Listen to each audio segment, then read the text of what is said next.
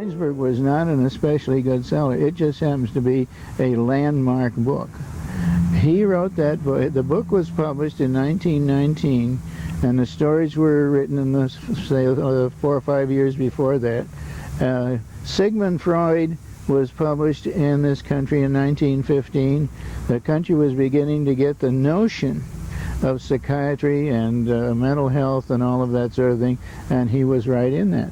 So that he is a landmark book in the history of American literature, and if you pick up any anthology of American literature, you are going to have a representation of Sherwood Anderson, mainly because of the book Winesburg, Ohio. If you had the kinds of problems that they had in those stories, you could go to the local mental health and get some help.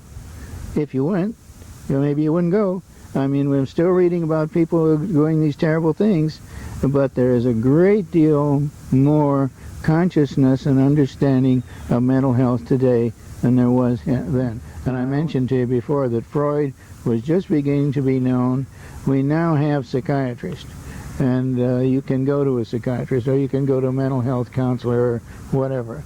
And you can get help if you want to. But those people didn't have a clue that he wrote about. They just didn't have a clue. The fact remains that the problems that he depicts so vividly and effectively don't have to happen today, but they do, of course. We read about them every day, but maybe there are fewer. This is a much bigger and more crowded country today than it was 60 years ago, or 80, make it 80. In other words, it's what you can see is a part of the growth of this country, and of course still has lots of problems, we all know that, but he cared about that, and it mattered to him, and inside himself was, well, I say he was exorcising ghosts.